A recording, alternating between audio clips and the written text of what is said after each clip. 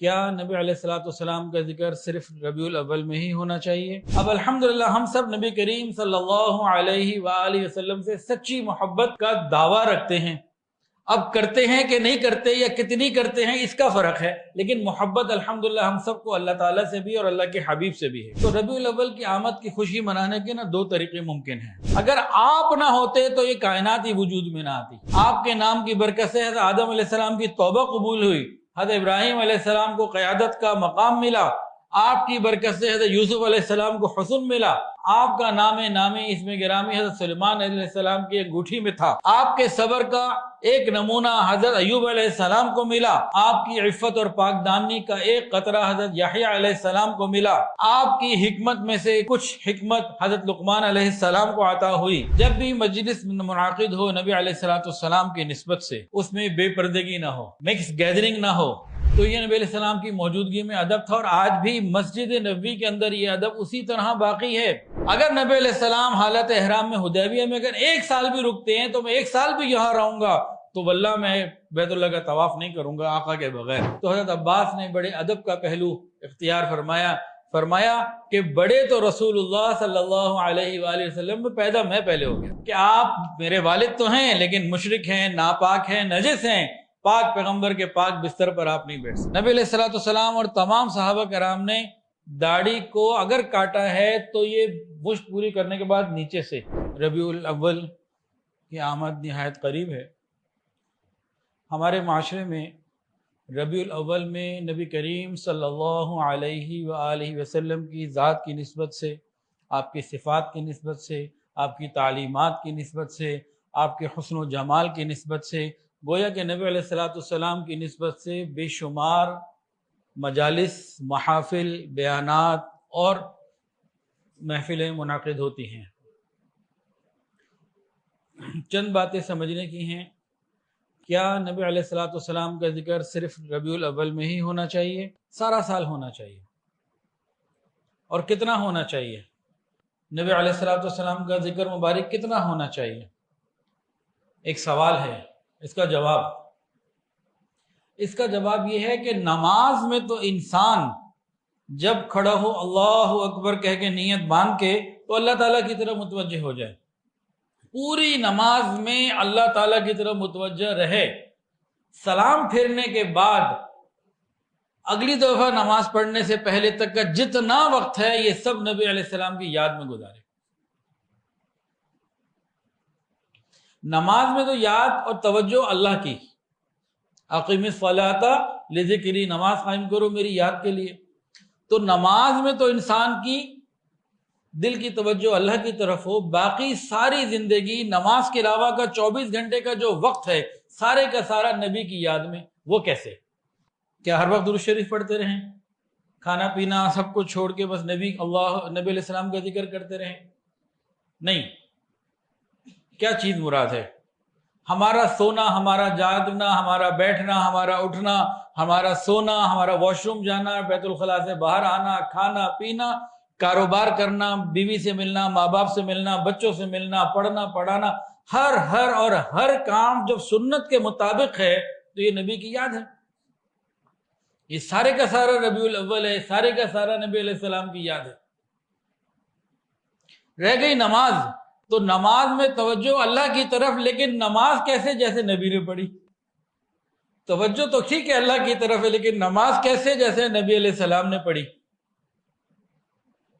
تو اللہ تو اتنا چاہتے ہیں کہ محبوب کا ذکر ہو، یعنی کوئی لمحہ محبوب کے طریقے کے خلاف ہو ہی نہ، تو اتنا ذکر ہونا چاہیے۔ تاہم اب جیسے یہ مجلس ہے، اس میں نبی علیہ السلام کا ذکر ہوتا ہے الحمدللہ۔ ہر بدھ کی شام 7:30 سے 8:30 ہم یہاں جمع ہوتے ہیں، اور ہر اتوار کو عصر سے مغرب الحمدللہ ہم جمع ہوتے ہیں۔ تو کیا ذکر ہوتا ہے؟ الحمدللہ جب سے خلافت ملی 2008 سے ابھی تک جتنے بھی میرے بیانات ہیں اللہ کے خاص فضل و کرم سے، ان سب کو دیکھ لیجئے، اس کا محور کیا ہے؟ نبی کریم صلی اللہ علیہ وآلہ وسلم کی ذات، آپ کے احکامات، آپ کی تعلیمات، اور کیا ہے؟ جتنا مرضی غور کر لیجئے۔ یہ کہاں سے ملا؟ یہ مجھے اپنے شیخ حضرت پیر حافظ ذوالفقار احمد نقشبندی دامت برکاتہ العالیہ سے ملا۔ اس میں میرا تو کوئی کمال نہیں، اللہ کا فضل اور انعام ہے اور اس کا احسان ہے۔ اور اسی طرح تمام علماء، مشائخ، ان سب کا محور کیا ہے؟ نبی علیہ الصلوۃ والسلام کی مبارک ذات، اللہ کی رضا کے لیے۔ تو نبی علیہ السلام کا ذکر تو ہر وقت۔ اب الحمدللہ ہم سب نبی کریم صلی اللہ علیہ وآلہ وسلم سے سچی محبت کا دعویٰ رکھتے ہیں۔ اب کرتے ہیں کہ نہیں کرتے یا کتنی کرتے ہیں اس کا فرق ہے، لیکن محبت الحمدللہ ہم سب کو اللہ تعالیٰ سے بھی اور اللہ کے حبیب سے بھی ہے۔ ورنہ یہاں آئے کیوں؟ اسی یہ ہمارا آنا اس بات کی دلیل ہے ہمیں اللہ اور اس کے رسول سے محبت ہے۔ اب یہ محبت چھپی ہوئی چیز ہے۔ محبت کا پیمانہ سب کا الگ الگ ہے۔ جتنے لوگ بیٹھے ہیں، آن لائن دیکھ رہے ہیں، سن رہے ہیں، ہم سب کے دلوں میں محبت تو ہے، عشق رسول تو ہے، لیکن کس کے اندر کتنی ہے آپ کیسے تولیں گے؟ کوئی آپ کے پاس ایسا پیمانہ ہے، کوئی ایسی ترازو جس میں محبت تولی جا سکے؟ ہے، بالکل ہے، اتباع سنت۔ جب ہم کہتے ہیں ہمیں نبی علیہ السلام سے محبت ہے تو اس دعوے کی کسوٹی کیا ہے کہ ہم کتنا نبی علیہ السلام کیا ادب کرتے ہیں، کتنا نبی علیہ السلام کی تعلیمات پر عمل کرتے ہیں۔ یاد رکھیے، صحابہ کرام سے زیادہ نبی علیہ السلام سے محبت کرنے والا کائنات میں کوئی نہیں، قطعاً کوئی نہیں۔ اور صحابہ کرام کے بارے میں کیا آتا ہے کہ ان کی ہر ادا نبی علیہ السلام کے مطابق تھی، ہر عمل آقا کے عمل کے مطابق تھا۔ تو آج جو کسوٹی ہے نا، سب سے بنیادی اور بڑی، کہ ہمارے اندر نبی علیہ السلام کی محبت کتنی ہے، ہم کتنی تعلیمات پر عمل کرتے ہیں۔ دیکھیں جی، ربیع الاول کا مہینہ آتا ہے تو مختلف قسم کے لوگ اعمال کرتے ہیں اور مختلف قسم کی باتیں ہیں۔ تو ربیع الاول کی آمد کی خوشی منانے کے نا دو طریقے ممکن ہیں۔ گھر میں پتہ لگا مصطفیٰ بھائی آپ کو کہ ہمارے شیخ گھر پہ آ رہے ہیں، بزرگ گھر پہ آ رہے ہیں، ہمارے گھر میں پتہ لگے ہمارے شیخ آ رہے ہیں، مجھے پتہ لگے حضرت جی تشریف لا رہے ہیں۔ تو گھر کے اندر مختلف لوگ ہوتے ہیں، کچھ بڑے ہوتے ہیں، کچھ چھوٹے ہوتے ہیں، کچھ اور چھوٹے ہوتے ہیں، بچے بھی ہوتے ہیں۔ تو جب ہمیں یہ معلوم ہوگا کہ بھئی میرے گھر میں میرے شیخ حضرت پیر حافظ ذوالفقار احمد نقشبندی دامت برکاتہم العالیہ تشریف لا رہے ہیں، اب گھر کے تمام لوگوں کی خوشی کا لیول اپنا اپنا ہوگا۔ جو چھوٹے بچے ہوتے ہیں نا گھر میں، نابالغ، ان کی خوشی کیا ہوتی ہے؟ وہ جی مہمان آ رہے ہیں، آج چھٹی ہو جائے گی، آج ذرا سختی نہیں ہوگی، اور توجہ بڑوں کی ادھر ہوگی تو ہمارے اوپر نرمی ہوگی، پھر کھانے پک رہے ہیں تو مزے مزے کے کھانے مل جائیں گے، کچھ حلوہ مل جائے گا، کچھ جناب اس طریقے سے جو ہے نا، ایک جیسے گھر میں کوئی مہمان آئے، اللہ والے، کوئی دین والے بزرگ آئیں، تو ہماری بڑوں کی نیت کیا ہوتی ہے وہ ابھی ذکر کرتا ہوں۔ لیکن جو گھر میں بچے ہوتے ہیں ان کے مینٹل لیول کا فرق ہوتا ہے کہ ہمارا ان کا برابر ہوتا ہے، بہت فرق ہوتا ہے۔ ان کا سارا کچھ یہی ہوتا ہے کہ چلو آج یہ آ گئے۔ مجھے یاد ہے جامعہ شرفیہ میں جب میں پڑھتا تھا، ہمارے قاری صاحب کے پاس جب کوئی ملنے آ جاتا، وہ کسی کو کہتے چائے لے آؤ، کبھی بسکٹ ساتھ منگوا لیتے، اور اس کے ساتھ مہمان کے ساتھ وہ جتنا وقت گزارتے، 10 20 25 منٹ، آدھا گھنٹہ، ہم سارے بڑے خوش ہوتے تھے۔ کیوں؟ کہ اس آدھا گھنٹہ ان کی عقابی نظریں ہمارے اوپر نہیں ہیں، ورنہ ایک ایک کو دیکھ رہے ہوتے تھے۔ اب ایک وقت میں 2 لوگ سنانے آتے، ایک ادھر سے آتا ہے، ایک ادھر سے آتا، قاری محمد صدیق صاحب رحمۃ اللہ علیہ، تو دونوں کا سن رہے ہوتے تھے۔ اب کوئی آگے نا مہمان، ہم پوری کلاس بڑی خوش، ہم تو کہتے تھے مہمان جائے نا، چھٹی کا ٹائم تو وہی ہے۔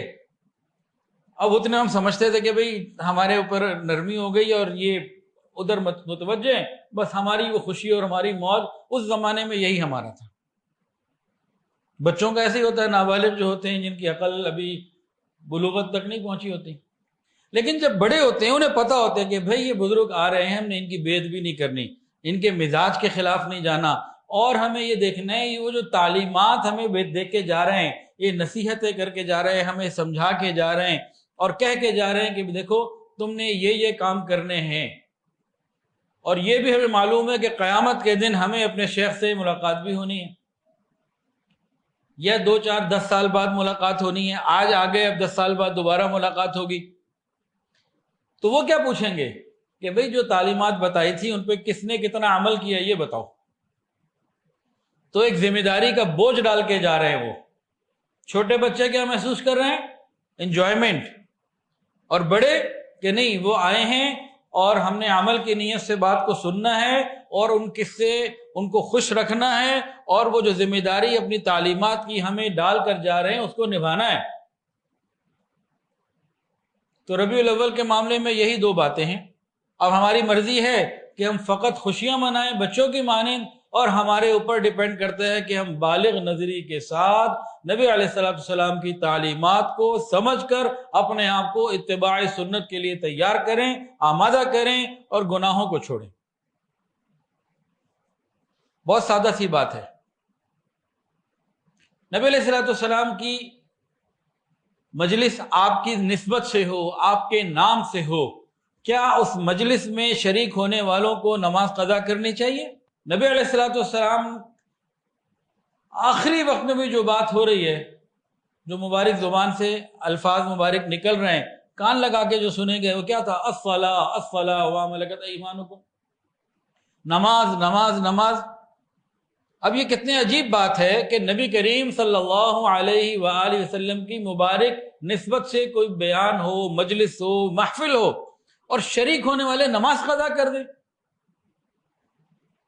انسان خود غور کرے، کیا ایسی مجلس اور محفل سے نبی علیہ السلام کو خوشی ہوگی؟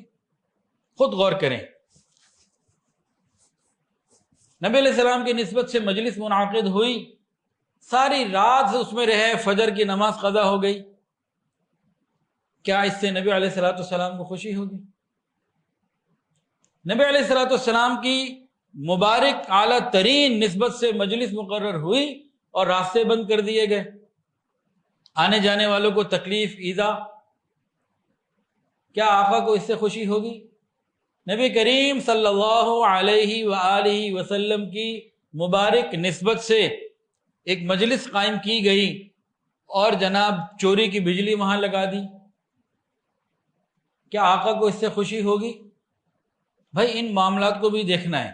ہمیں کیا کرنا ہے؟ نبی علیہ السلام کی مبارک نسبت سے مجالس ہونی چاہیے، محفلیں ہونی چاہیے، لیکن اس طریقے سے ہونی چاہیے جس طریقے کے مطابق صحابہ نے کی، اس طریقے سے ہونی چاہیے جس پر ہمیں یقین ہو کہ قیامت کے دن اللہ کے محبوب خوش ہوں گے.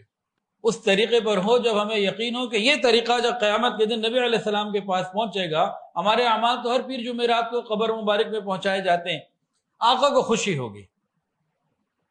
یہ تو سوچنا بنتا ہے نا.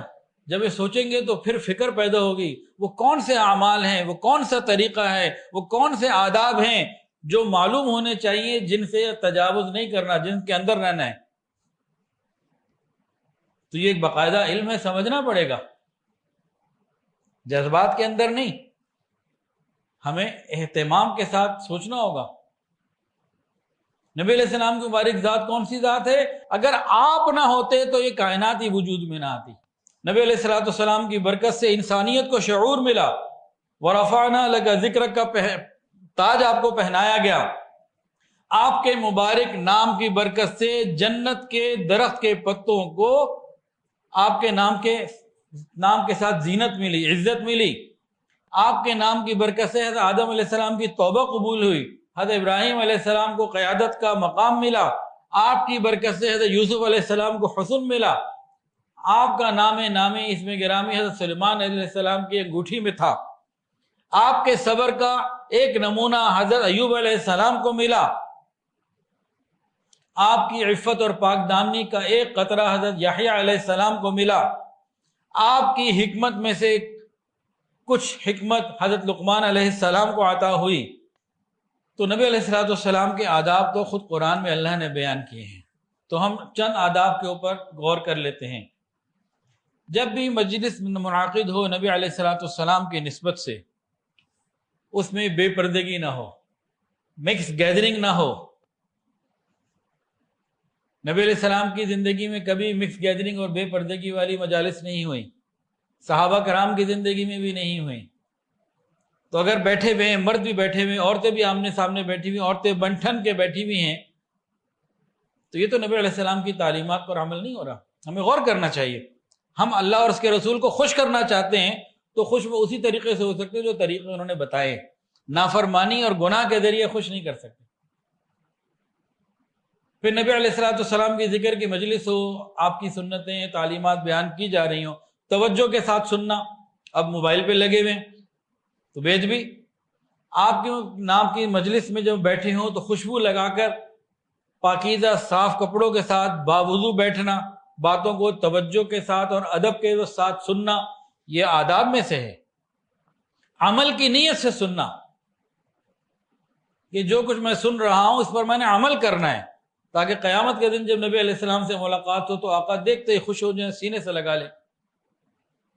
اس کے لیے ہمیں عمل پہ آنا ہوگا۔ قرآن مجید میں اللہ فرماتے ہیں یا ایھا الذین آمنوا لا ترفعوا اصواتکم فوق صوت النبی، اے ایمان والو اپنی آوازیں نبی علیہ السلام کی آواز سے کم بلند رکھو، نیچی رکھو، آہستہ رکھو۔ ایسا نہ ہو کہ زور سے بولو تمہارے سارے اعمال ختم ہو جائے، تمہیں پتہ ہی نہ چلے۔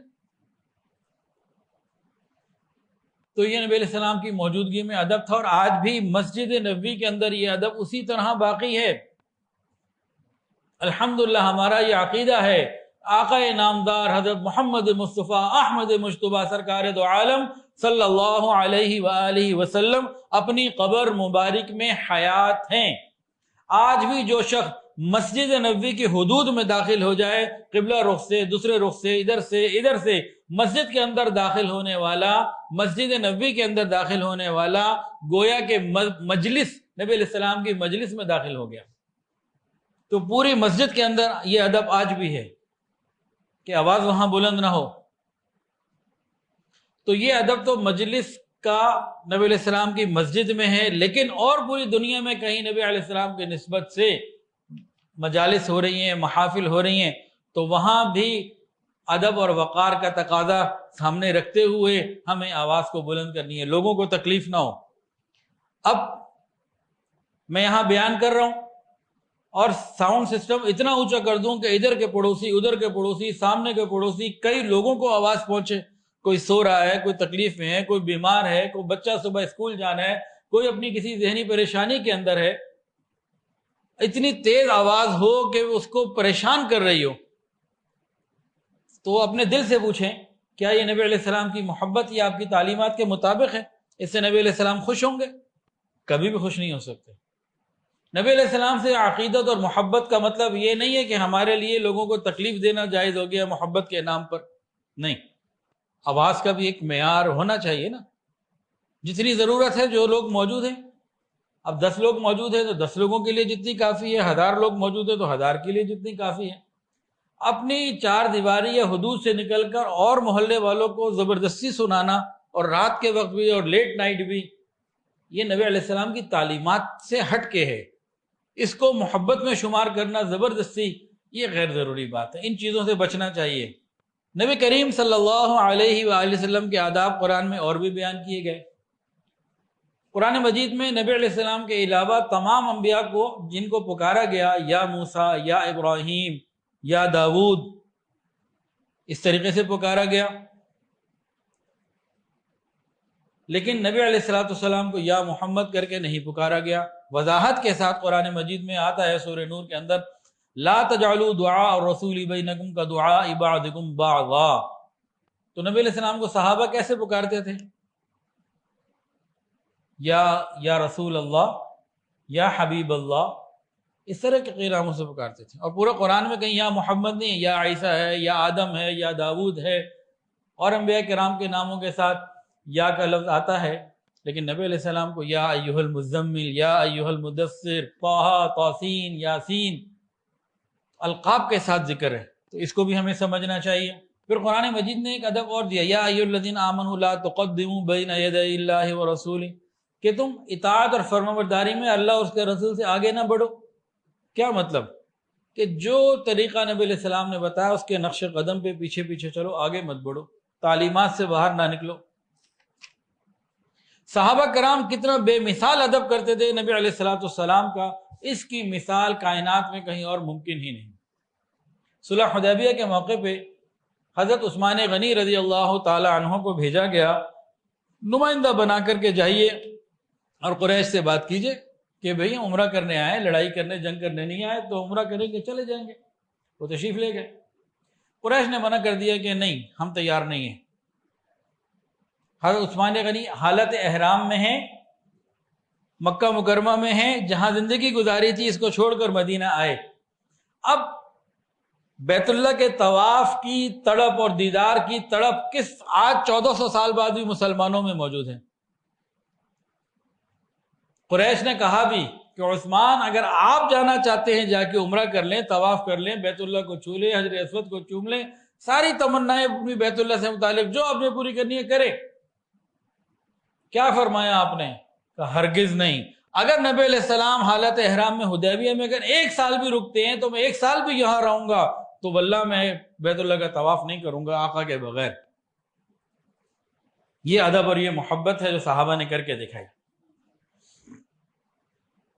قریش کی طرف سے صلح حدیبیہ میں کئی لوگ آئے ملاقات کرنے، تو ایک صحابہ عروہ بن مسعود، ایک صحابہ عروہ بن مسعود ثقفی، اور واپس جا کر نبی علیہ الصلوۃ والسلام کی مجلس کے بارے میں کفار مکہ کو جو باتیں بتائیں، آپ تو مسلمان نہیں تھے، تو ایک دشمن، ایک غیر مسلم، ایک کافر جو نبی علیہ السلام کی مجلس سے ہو کے گیا اور اس مجلس کی کیفیت جو انہوں نے بیان کی، اللہ اکبر کبیرہ، کیا فصاحت اور بلاغت کے ساتھ جا کے اپنی قوم کو کہا، اے میری قوم، اللہ کی قسم، میں قیصر، کسریٰ، نجاشی، یہ بڑے بڑے درباروں میں گیا ہوں، بادشاہوں کے دربار میں گیا ہوں، میں نے کبھی ایسا بادشاہ نہیں دیکھا کہ جس کے اصحاب، جس کے ساتھی اس کی اتنی تعظیم کرتے ہوں، عزت کرتے ہوں جتنی محمد صلی اللہ علیہ وسلم کے ساتھی ان کی کرتے ہیں۔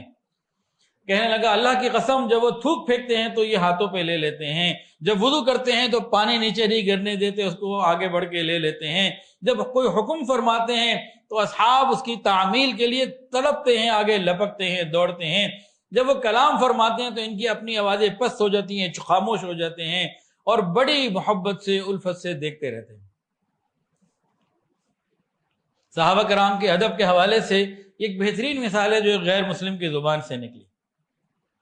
حضرت عباس رضی اللہ تعالیٰ عنہ نبی علیہ السلام کے چچا ہیں، اہل بیت میں سے ہیں۔ تو ایک مرتبہ ان سے یہ پوچھا گیا کہ آپ بڑے ہیں کہ رسول اللہ صلی اللہ علیہ وآلہ وسلم بڑے ہیں؟ پوچھنے والے کا مقصد عمر کا تھا، تو حضرت عباس نے بڑے ادب کا پہلو اختیار فرمایا کہ بڑے تو رسول اللہ صلی اللہ علیہ وآلہ وسلم میں پیدا میں پہلے ہو گیا تھا، بڑے وہی ہیں۔ تو آداب الفاظ کا چناؤ، وہ بھی ادب کے ساتھ، محبت کے ساتھ۔ نبی کریم صلی اللہ علیہ وآلہ وسلم کی ایک زوجہ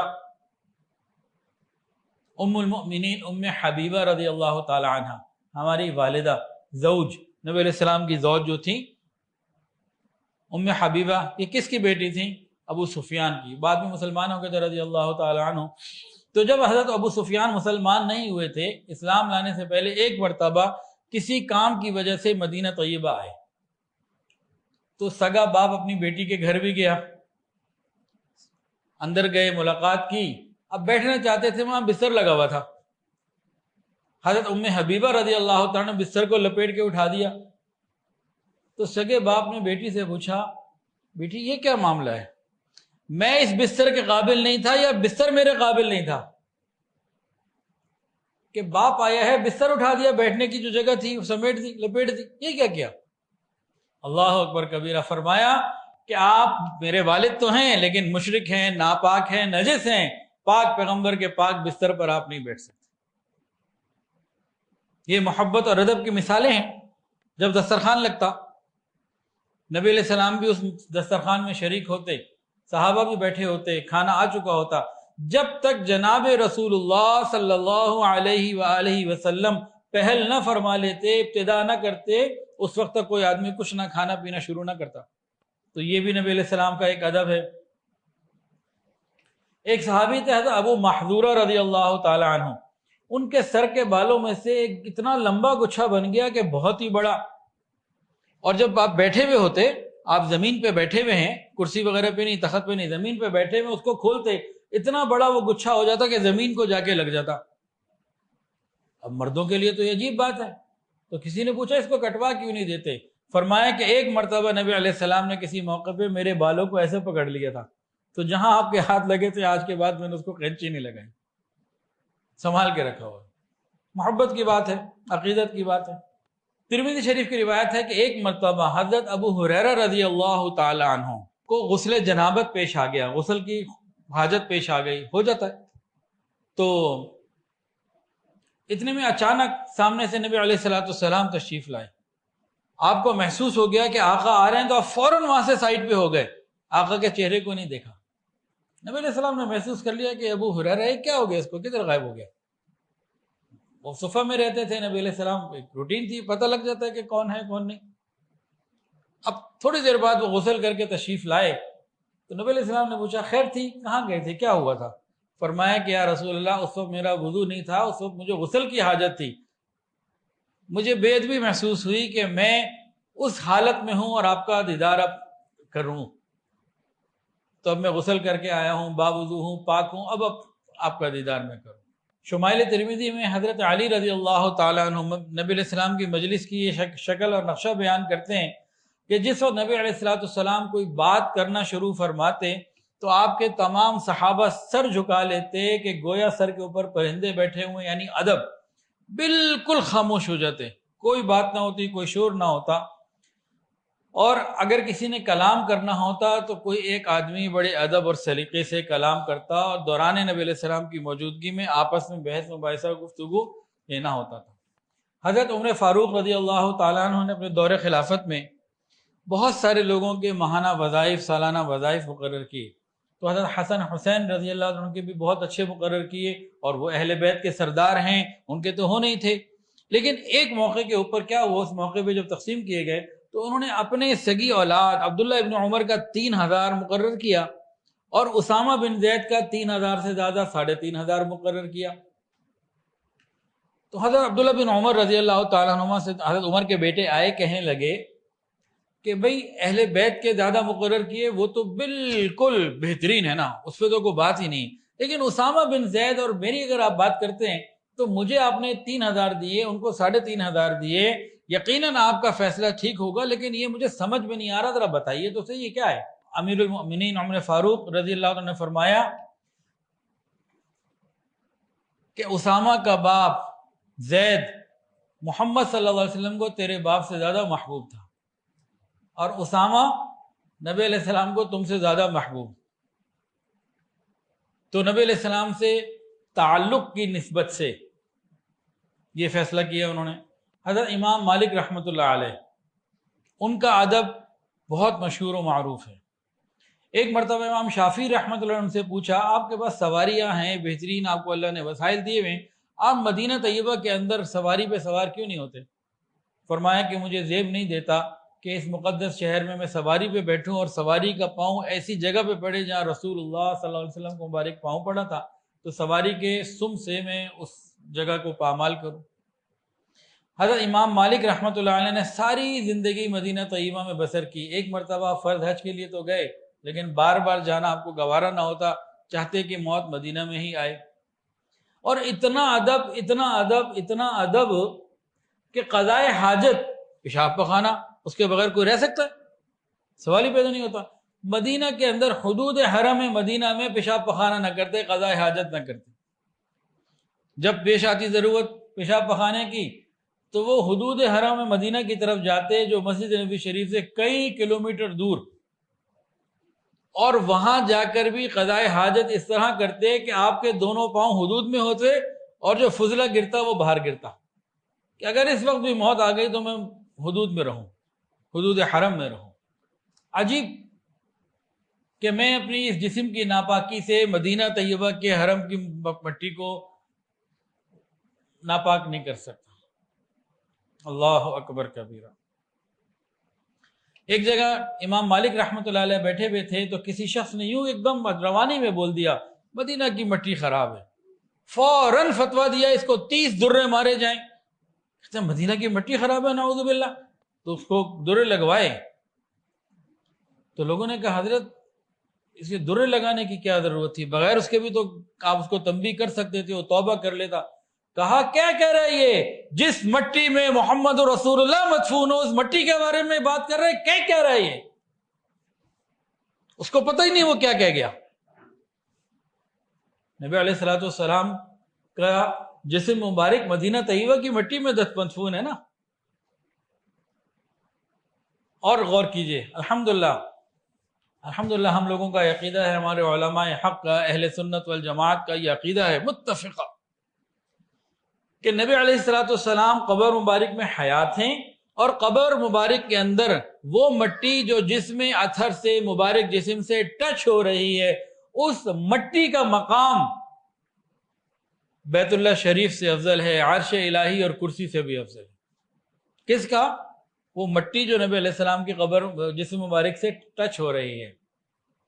اب یہیں پہ سوال ایک پیدا ہوتا ہے، اندر سے ایک بات سمجھ میں آتی ہے کہ جب اس مٹی کا جو نبی علیہ السلام کے اپنے جسم مبارک کا حصہ نہیں ہے، باہر کی چیز ہے، اس کو نسبت ہو گئی، وہ اتنے مقام پہ پہنچ گئی، تو وہ سنت، وہ عمل جو نبی علیہ السلام کے مبارک جسم سے ادا ہوا، آپ نے کر کے دکھایا، لوگوں نے کرتے دیکھا، وہ احکام جو آپ کی مبارک زبان سے نکلے، ادا ہوئے اور لوگوں نے ان کو عمل کیا، اس کا مقام کتنا ہوگا؟ اب اس داڑھی کو لے لیجئے، یہ کیا ہے جی؟ داڑھی آج ہمارے اوپر رکھنا ہے بھاری۔ چلیں داڑھی کا ذکر آ ہی گیا تو اس کے بارے میں دو تین باتیں ذرا ساتھ ساتھ ہو جائیں۔ نبی علیہ السلام نے فرمایا مونچھوں کو ترشواؤ، داڑھی کو بڑھاؤ۔ فرمایا مشرکین کی مخالفت کرو، وہ مونچھیں بڑھاتے تھے، اور داڑھی رکھنا واجب ہے۔ نبی علیہ السلام اور تمام صحابہ کرام نے داڑھی کو اگر کاٹا ہے تو یہ مشت پوری کرنے کے بعد نیچے سے، نبی علیہ السلام کی اپنی اور باقی صحابہ کسی کی داڑھی بھی اس سے نیچے نہیں ہوتی تھی۔ ایک تو کوئی ایسے ہوں گے نا ان کے بال ہی نہیں ہے، یا کوئی فطرتاً داڑھی کم ہے، وہ الگ بات ہے، سب کی داڑھی ہوتی تھی، کوئی ایک صحابی نہیں ہے بغیر داڑھی کے جنہوں نے داڑھی کو اس سے کم کیا ہو۔ سیدنا عبداللہ ابن عمر رضی اللہ تعالیٰ عنہما جب داڑھی حج کرتے یا عمرہ کرتے، ایسے اس کو پکڑ لیتے اور حلق ہوتا اوپر سر پہ، اور یہ یہاں سے نیچے کاٹ لیتے، کہتے تھے حلق وہ ہو گیا، قصر یہ ہو گیا۔ اور نبی علیہ السلام نے بھی ایک مشت کے بعد داڑھی کو کاٹا ہے، احادیث میں تفصیلات موجود ہیں۔ اب داڑھی کی حدود کیا ہیں؟ یہ جبڑا جہاں سے شروع ہو رہا ہے نا، یہ پورا جبڑا یہ داڑھی کی حدود ہے۔ اب آپ یہ دیکھیں، یہ آپ جبڑا ہلائیں ذرا، کر کے دیکھیں، پریکٹیکل کر لیں۔ اب جہاں سے ہلنا شروع ہو رہا ہے یہ پورا، یہ ساری داڑھی کی حدود ہے۔ اب دوبارہ ہلائیں، ابھی پکی ہو گئی حدود۔ بہت غور کرے کہاں کہاں سے ہل رہی ہے، تو یہ یہاں سے ہلنا شروع ہوگا۔ اب نائی نے کاٹنا ہے تو وہ یہاں تک لائے، اسے اوپر اوپر کاٹے، نیچے نہ آئے۔ یہ حدود ہمیں آج پتہ لگ گئی، یہ داڑھی کی حدود ہیں، یہ پورا جبڑا داڑھی کی حدود ہے، اور اس کی لمبائی ایک بالشت ہونی چاہیے، اس سے کم نہیں ہو سکتی۔ جو قدرتاً اگر کسی کی کم ہے اس کی بات نہیں ہے، اس سے کم گناہ کبیرہ، ہر وقت کا گناہ ہے، تو اس سے کم داڑھی کا رکھنا یہ واجب نہیں ہے۔ اب کسی کی داڑھی اگر چھوٹی ہے تو اس کے لیے دعا ہے کہ اللہ اسے پوری رکھنے کی توفیق عطا فرمائے، وہ سنت پوری نہیں ہو رہی۔ بات کیا ہو رہی تھی پھر سمجھیں، وہ قبر مبارک کی وہ مٹی جو آپ کے جسم اطہر سے ٹچ ہو رہی ہے، اس کا اتنا مقام کہ عرش الہی سے بلند ہو جائے، بیت اللہ عرش کرسی سے افضل ہو جائے، تو اس داڑھی کے بارے میں کیا خیال ہے؟ کوئی لگائے نا حساب، تو اس کو رکھنا پھر کتنی اہمیت ہے اس کی۔ اور اس کو سمجھ لیں، آپ نے ایک قمیص پہنی ہوئی ہے نا، میں نے بھی پہنی ہوئی ہے، اگر اس قمیص کے یہاں سے چند بال، یعنی کہ جو دھاگے ہیں جس کو میں بال کہہ رہا ہوں، یہ اگر نکل جائیں اور نظر آ رہا ہو کہ چند بال یہاں کم ہیں، تو بتائیں ہم میں سے کون اس قمیص کو پہننا پسند کرے گا؟ ہے کوئی؟ جب یہاں سے چند بال اندر سے دھاگے نکل جائے اور نظر آ رہے ہوں کہ دھاگے نکلے ہوئے ہیں، اور ہمارے پاس دوسری قمیضیں بھی موجود ہوں، تو اس قمیض کو ہم خراب کہیں گے یا صحیح؟ اس کو پہننا پسند کریں گے کہ نہیں؟ بالکل نہیں کریں گے۔ ارے بھائی، چند دھاگے لباس سے نکل جائیں تو اس لباس کی ویلیو کم ہو گئی۔ یہ باغ نبوت سے یہ بال اگر کم ہو جائیں، آگے خود ہی سوچ لیں۔ حضرت مولانا قاسم نانوتوی رحمۃ اللہ علیہ کو ایک مرتبہ کسی نے جوتا ہدیہ کیا، سبز رنگ کا، گرین کلر کا جوتا، حضرت مولانا قاسم نانوتوی رحمۃ اللہ علیہ کو۔ تو آپ نے فرمایا کہ بھئی جوتا میں سبز رنگ کا نہیں پہن سکتا۔ جی حضرت، یہ حرام ہے، کیوں نہیں پہن سکتے؟ اس میں کیا ہے؟ ہدیہ ہے۔ کہا گنبد خضرا کا رنگ بھی ہرا ہے تو اس نسبت کی وجہ سے مجھے نہیں اچھا لگتا کہ میں ہرے رنگ کی جوتی پہنوں. تو آپ نے ان کو منع فرما دیا، کہا میرے نزدیک یہ بے ادبی ہے. حضرت مولانا رشید احمد گنگوہی رحمۃ اللہ علیہ، ایک مرتبہ ان کے لیے کوئی مدینہ طیبہ کے سفر سے واپس آ کے کوئی کپڑا لا کے ہدیہ کیا اور کہا حضرت یہ میں مدینہ طیبہ گیا تھا، وہاں بازار سے آپ کے لیے لے کر آیا ہوں، قبول کر لیجئے. آپ نے لیا، اس کو چوما، اس کو آنکھوں پہ لگایا اور اس کو بڑے محبت سے لے لیا. تو کسی نے کہا جناب یہ کوئی مدینہ طیبہ کا بنا ہوا تھوڑی ہے، وہاں تو باہر سے چیزیں آتی ہیں، کہاں کا ہوگا؟ کہنے لگے آیا محبوب کے شہر سے ہے، وہاں کی مٹی ہوا اس کو لگ گئی ہے، نسبت مل گئی ہے، اب پیچھے کی تحقیق کی مجھے کرنے کی کیا ضرورت ہے؟ تو میں تو اس کو عقیدت اور محبت سے لے رہا ہوں. امام بخاری رحمۃ اللہ علیہ کے استاد امام عبد الرحمن بن مہدی، ان کا معمول یہ تھا کہ جب ان کے سامنے حدیث پڑھی یا پڑھائی جاتی، سنی اور سنائی جاتی، تو قرآن مجید کی یہ آیت پڑھتے لا ترفعوا اصواتکم فوق صوت النبی، اور سب کو کہتے ادب کے ساتھ بات کو سنو، نبی کی بات بتائی جا رہی ہے. ایک بہت بڑے تابعی رئیس التابعین سعید بن مسیب رحمۃ اللہ علیہ، جو 93 ہجری میں بیمار ہونے کی وجہ سے بستر پہ لیٹے ہوئے تھے، لوگ عیادت کے لیے آتے تھے، تو ایک مرتبہ عالم بھی تھے، لوگ مسائل پوچھتے ہیں علماء سے، وہ اپنی بیماری میں نقاہت اور کمزوری میں لیٹے ہوئے تھے. تو ایک آنے والے نے کوئی حدیث کے بارے میں سوال پوچھ لیا، حدیث کا ذکر کر لیا، تو فوراً اٹھ کر بیٹھ گئے اور پھر وہ بیٹھ کر حدیث بیان کی. تو کسی نے کہا حضرت آپ اتنی بیماری کی کیفیت میں ذرا لیٹ کے ہی بات کر لیتے، کیوں اپنے آپ کو اتنی مشقت میں ڈالا؟ فرمایا کہ میں اس بات کو پسند نہیں کرتا کہ رسول اللہ صلی اللہ علیہ وآلہ وسلم کا ذکر ہو حدیث کا اور میں لیٹے لیٹے بیان کروں، نہیں، مجھے ادب کرنا ہے. اسی طرح ہمارے مشائخ یہ فرماتے ہیں کہ جب نبی علیہ الصلوۃ والسلام کا ذکر ہو، حدیث پڑھی جائے، پڑھائی جائے اور درود شریف پڑھا جائے، تو یہ با ادب طریقہ یہی کہ با وضو ہو. گو کہ بے وضو بھی پڑھنا جائز ہے، لیکن ادب یہی ہے کہ با وضو ہو. امام بخاری رحمۃ اللہ علیہ کی جو بخاری شریف ہے اس کو اتنی قبولیت کیوں ملی؟ امام بخاری رحمۃ اللہ کے تقوی کی وجہ سے. ایک بات اور بھی ہے، فرماتے ہیں کہ بخاری شریف میں جتنی میں نے احادیث لکھی ہیں، ہر حدیث کے لکھنے سے پہلے میں نے غسل بھی کیا اور 2 رکعت نفل پڑھی، اس کے بعد لکھی. تو نبی علیہ الصلوۃ والسلام کا ادب جتنا کوئی کرے اتنا ہی بہتر. امام مالک رحمۃ اللہ علیہ صاحب مذہب ہیں، فقہ مالکیہ کے امام ہیں، بہت بڑے مفسر، محدث، مفسر، مجتہد، بہت بڑا مقام ہے. لوگ ان کے پاس آتے تھے، تو جب کوئی آتا تو پوچھتے بھئی کیا بات معلوم کرنی ہے، کوئی فقہ کا مسئلہ معلوم کرنا ہے، کوئی ایسی بات ہے کیا؟ وہ کہتے فقہ کا مسئلہ ہے، تو آپ آ جاتے، بیٹھتے اور بات کر لیتے، مسائل کا لین دین ہو جاتا، جواب سوال سمجھنا سمجھانا یہ سب ہو جاتا، وہ چلے جاتے. اور جب آپ پوچھتے ہاں بھئی کیوں آئے ہو، کہتے ہیں ہم حدیث سننے آئے ہیں، حدیث کے بارے میں کچھ پوچھنے اور بتانے آئے ہیں، کوئی بات حدیث سے نسبت ہوتی، تو پھر کہتے ٹھہرو. ان کو بٹھاتے، غسل کر کے آتے، خوشبو لگاتے، پھر ایک مسند کے اوپر بیٹھ کر حدیث رسول کی بات کرتے. باقی شریعت کی فقہ کی باتیں، دوسری باتیں وہ روٹین میں کر لیتے، کہتے نہیں، جب نبی علیہ الصلوۃ والسلام کا ذکر ہے، حدیث کا ذکر ہے، تو پھر شان سے ہو، اچھے انداز سے ہو.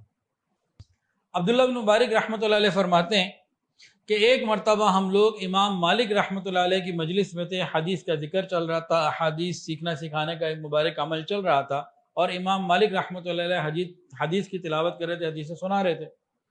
کہتے ہیں کہ ہم نے دیکھا کہ کئی مرتبہ حضرت امام مالک رحمۃ اللہ علیہ کا چہرے کا رنگ بدلا، زرد ہوا اور عجیب سی کیفیت آتی چلی جاتی. جب آپ مکمل اپنا بیان کر چکے تو تب لوگوں نے پوچھا، نہیں، جب آپ مکمل بیان کر چکے تو کسی کو کہا ذرا دیکھو میری پیٹھ پہ کیا ہو رہا ہے. جب کپڑا ہٹایا دیکھا کہ ایک بچھو نے، کسی اس طرح کی زہریلی چیز نے 16 جگہ کاٹا تھا، 16 جگہ کاٹ لیا تھا. تو لوگوں نے کہا آپ نے اتنی تکلیف برداشت کی؟ کہا کہ میں حدیث کا ذکر کر رہا تھا تو مجھے بے بھی محسوس ہوئی کہ میں اس کو روکوں اور دیکھوں کہ بھی دیکھو مجھے کیا ہو رہا ہے، پہلے وہ بات میں بیان کروں. ابن مہدی رحمۃ اللہ علیہ ایک مرتبہ امام مالک رحمۃ اللہ علیہ کے ساتھ جا رہے تھے. وادی عقیق مدینہ طیبہ کی ایک وادی ہے، اور یہ جنت کی وادیوں میں سے ایک ہے۔ مدینہ طیبہ میں صرف ریاض الجنہ مدینہ کا حصہ، جنت کا حصہ نہیں ہے۔ مدینہ طیبہ میں صرف ریاض الجنہ مدینہ جنت کا حصہ نہیں ہے، وہ تو ہے ہی ہے، اس کے علاوہ وادی عقیق، بطحان اور کئی مدینہ کی وادیاں ایسی ہیں جو جنت کی ہیں۔ کیا پتہ اللہ پورے مدینہ کو جنت میں لے جائے۔ تو مدینہ طیبہ کا بہت بڑا علاقہ وہ جنت کا علاقہ ہے، ریاض الجنہ کی بات نہیں ہے۔ لوگ بڑا پریشان ہوتے ہیں کہ ریاض الجنہ اتنا ہے، وہ ایک کے بعد دوسری حدیث سن کے لاتے ہیں، یوں کسی کی بات لے کر آتے ہیں، یہ اتنا چھوٹا، چھوٹے سے چھوٹا کرتے چلے جاتے ہیں۔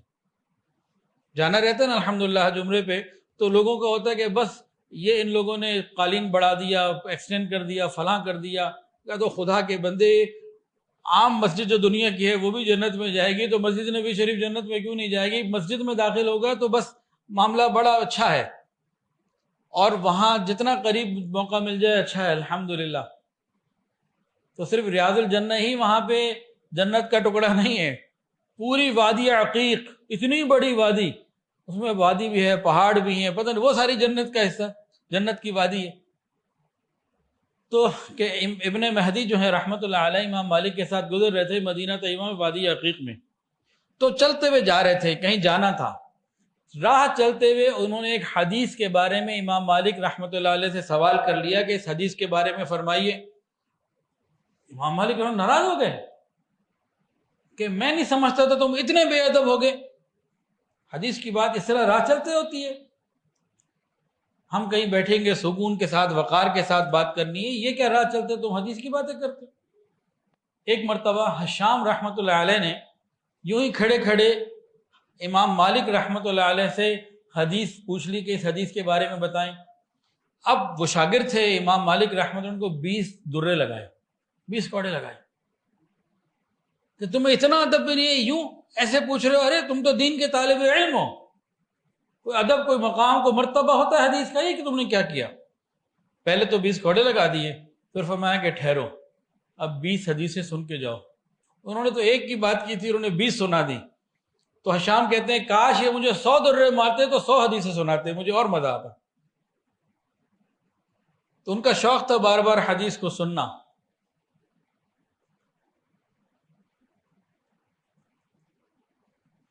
امام مالک رحمۃ اللہ علیہ کھڑے ہوئے تھے تو ایک قاضی تھے وقت کے قاضی جریر بن عبد الحمید، وہ گزرے اور کھڑے کھڑے انہوں نے راہ چلتے ہوئے امام مالک رحمۃ اللہ کی حدیث کی بات پوچھ لی، حدیث کا سوال پوچھ لیا۔ تو امام مالک رحمۃ اللہ فرمائے ان کو چند دن کے لیے قید کر دیا جائے۔ لوگوں نے کہا کہ قاضی کو قید کر دیا جائے، جج کو؟ کہا اس کو تو زیادہ قید کرنا چاہیے، قاضی ہو کہ اس کو ادب نہیں ہے تو عام لوگوں کو کیا ادب آئے گا، تو اس کو قید کر دو 3 دن کے لیے یا اتنے دن کے لیے۔ حضرت شاہ ولی اللہ محدث دہلوی رحمۃ اللہ علیہ کے ایک صاحبزادے تھے شاہ عبد العزیز رحمۃ اللہ علیہ، وہ درس حدیث دے رہے تھے۔ درس حدیث دیتے دیتے ان کو پیاس لگی اور ایک طالب علم کو کہا میرے لیے پانی لے کر آؤ، اور وہ طالب علم گیا اور حضرت کا گھر قریب ہی تھا، جا کے کہا کہ شاہ عبد العزیز رحمۃ اللہ کے پینے کے لیے کچھ مانگ رہے ہیں۔ حضرت شاہ ولی اللہ محدث دہلوی رحمۃ اللہ علیہ گھر میں موجود تھے، ان کو پتہ لگا کہ حدیث دیتے ہوئے اس کو پیاس لگی اور پیاس پوجی کرنے کے لیے پانی منگوایا ہے، تو بڑا افسوس ہوا، ان کو غم ہوا کہ لگتا ہے کہ حدیث کا ادب ہمارے خاندان سے نکل گیا۔ انہوں نے اس کا اظہار کیا تو ان کی اہلیہ نے کہا کہ آپ صبر کریں، یہ بات رائے قائم کرنے میں اتنی جلدی نہ کریں، ہو سکتا ہے کوئی مسئلہ ہو، کوئی وجہ ہو خاص بڑی۔ تو انہوں نے کیا کیا، پانی کے اندر سرکہ ملا کے بھیج دیا، پانی کڑوا سا ہو گیا، وہ بھیج دیا اور کہا ان کو یہ کہو جا کے پلا دو۔ اب وہ حدیث کا سبق دے رہے تھے، وہ سرکہ ملا ہوا کڑوا پانی ملا، انہوں نے پی لیا، انہیں پتہ ہی نہیں چلا، وہ حدیث کا سبق دیتے رہے۔ جب یہ خبر شاہ ولی اللہ محدث دہلوی رحمۃ اللہ علیہ کو پہنچی، شاہ ولی اللہ محدث دہلوی رحمۃ اللہ کو جو پتہ لگا کہ انہیں پانی کے ذائقے کا، کڑواہٹ کا کوئی پتہ ہی نہیں چلا، تو کہنے لگے کہ الحمدللہ ادب موجود ہے، کسی وقت کوئی ایسی خاص کیفیت ہو سکتی ہے تو اس کیفیت میں یہ ہوں گے، ورنہ ان حضرات کا مرتبہ اور مقام یہ ہوتا تھا کہ جب نبی علیہ السلام کا مبارک ذکر ہے، آپ کے مبارک احادیث کا ذکر ہے، تو ادھر ادھر سے بالکل غافل ہو کے اور بس نبی علیہ السلام کی محبت میں ڈوب کر آپ کی باتوں کو کر رہے۔ اس وقت پیاس ان کو لگتی ہی نہیں تھی، اور اگر قمیص کے اندر کسی بچھو نے، کسی بھیڑ نے، کسی چیز نے 16 जगह काट भी लिया उसको भी बर्दाश्त करते थे कि नबी अलैहि सलाम का अदब है। और हम क्या करते हैं इन सारी बातों की रोशनी में? देखें, मैंने कोई बात किसी पर एतराज़ करने के लिए नहीं की, सारी बातें बालिग नदरी से नबी अलैहि सलाम की अकीदत, अदब और मोहब्बत में की हैं। अल्लाह ताला मुझे और आपको सिर्फ रबीउल अव्वल ही में नहीं, ताहयात नबी अलैहि सलाम का जिक्र सही आदाब के साथ अमल की नीयत से करने की तौफीक अता फरमाए। व आखिरु दावाना अनिल हम्दुलिल्लाहि रब्बिल आलमीन। वीडियो के नीचे सब्सक्राइब के बटन पर क्लिक करें, बेल के आइकॉन पर क्लिक कीजिए ताकि हर नई वीडियो की नोटिफिकेशन आपको मिल जाए।